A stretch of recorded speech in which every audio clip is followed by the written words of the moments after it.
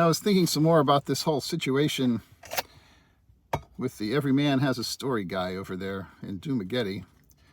And I saw yesterday on this one Philippines expat group on Facebook a copy of a letter that was supposedly, sent to him by that Ground Zero coffee shop, telling him that he was banned from coming in there anymore.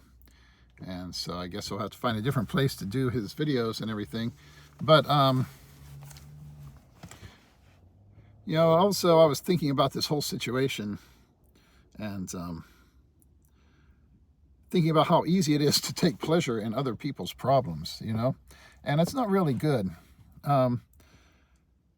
Sometimes we see somebody do something stupid and it's easy to laugh at it or to be annoyed by the person and stuff like that, and think, okay, they got what they deserve. But I'm often reminded of the line by Clint Eastwood in that movie Unforgiven, when people say, well, I guess he had it coming, and Clint Eastwood says, yeah, we all have it coming. And it's so easy, all of us, it's so easy to make a mistake, do something stupid. Get my collar out of my face, I guess, here. So it's so easy to do something stupid and make a mistake. And sometimes it's something that's just an accident or whatever. Or just as soon as it happens, though, you're thinking, oh my God, I can't believe I just did that. And I was thinking about what it's like to be in Mark's situation. The situation he's in, because there has to be some stress involved. And thinking about, he's got a pregnant wife, and you hear people talking about, well, yeah, he should be kicked out of the country, and charged with assault and all this kind of stuff. And you think about what he's going through. It's hard to tell. I mean, maybe he's the kind of person who he really seriously just doesn't think he did anything wrong and he doesn't care. I don't know. But when you're in a situation like that, you have that stress. I've done stupid things in my own life where, you get to a situation where you're just stressing out about what's going to happen. You're in your mind, you're going through all the possible worst consequences that could come out of it. And, you can't sleep, you can't eat, just stressing about wondering how I'm going to work things out and get out of this situation and come out the other end with a life intact, And so I wonder exactly what he's going through, because, let's say worst, most drastic situation that he did get kicked out of the country or something, which I don't know that there's anything like that going on, but it's he's there with his young wife. He's talked in many of his videos about how he went to the Philippines and it was the best thing that ever happened to him. He went over there basically with nothing, and now he has a decent life. What would happen if he had to leave, get charged with assault or something, and say he was kicked out of the country? That's like a pretty drastic situation, but let's just say, then he's got his wife over there, pregnant, going to have a kid without him around. Is he going to be able to get her over to America? How long would that take? Does he have the money to do it? Because he talked like he really didn't have anything. What if he came back here and all he had was like his Social Security or something? Is it really gonna be possible for him to have a decent life? But the reason I bring this up is because it's a good lesson for all of us. We need to be able to learn from other people's mistakes. And all these guys on YouTube, including him, they'll tell you, how not to screw up over there. Don't be one of these people that's getting into fights and getting yourself in trouble. But still it happens. And, we need to think about that ourselves. What if we were in that situation? What if we're over there? Now, I don't live there right now myself because I'm still working at the post office. And someday after I retire, we're going to move over there to the house we built and everything. Plus, the situation with my wife's a little different, too, because she just became an American citizen last year. And so, I mean, even if something happened to me where I had to come back here, it would be no problem for her because she's a U.S. citizen, too. So it's a little different situation. But say you're living over there in the Philippines, and you have a a young wife over there, maybe a kid or two kids, whatever. Um, we've seen the situation of Paul, old dog, new tricks. The one guy that they all helped out that had to come back to America, leave his wife and their two kids behind, or his partner and two kids. I don't know if they were married. In that situation, we always have to think, what we're doing, because every day when we get up, we need to remind ourselves, to count our blessings and think about what a good situation we're in, and make sure we don't do something stupid and ruin it. Because sometimes it can just take, these days, even just saying the wrong thing. I pissed some people off where I work a few years back when all that crap was going on, where everybody was rioting everywhere, and all these people up in Philadelphia were just out in public trashing, destroying, burning police cars, and nobody doing anything about it.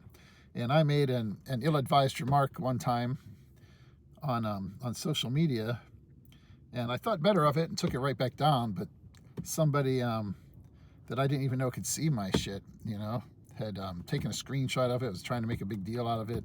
And these, the kind of political climate, as radicalized as everybody is on both the right and the left, even something like that can screw up your life. And if you do something stupid, you punch somebody out, you have to think about how that's going to affect not just you, but, you got a nice life in the Philippines. You're living over there. Most people that go over there, they are over there because they can have a better quality of life than they could back here in the United States. Nice tropical place, where you can get by on Social Security and still have a decent life. And, they've got a beautiful wife or whatever.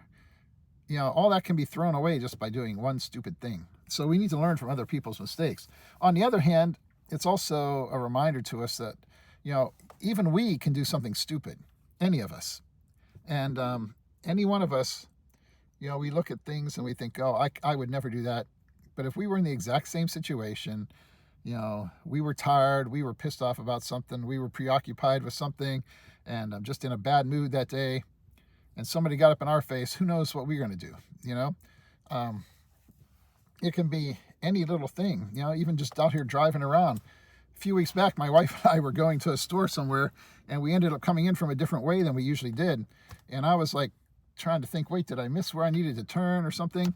And I didn't even realize there's a stoplight here, and everybody is stopping. I went over in the left lane to go around these people who were turning. I didn't even realize.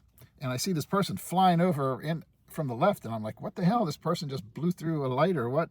And I realized too late, I was the one at fault, because the light where I was coming from had just turned red. And then you had these people that were making a left turn from this left turn lane. I guess there were two lanes, and this one guy was like flying to race in front of everybody. And I like laid on my horn, and he got back over in his other lane there, and because I guess he was trying to cut over into the right lane. And then I realized, oh shit, I'm the one who was at fault there. Just any stupid thing like that, you're just not paying attention. You can do something stupid and really screw up your life. And it's something we all have to watch, and we have to remind ourselves, be careful all the time. But, it's like this Alec Baldwin thing, whenever he had this, this shooting on the set of that movie Rust.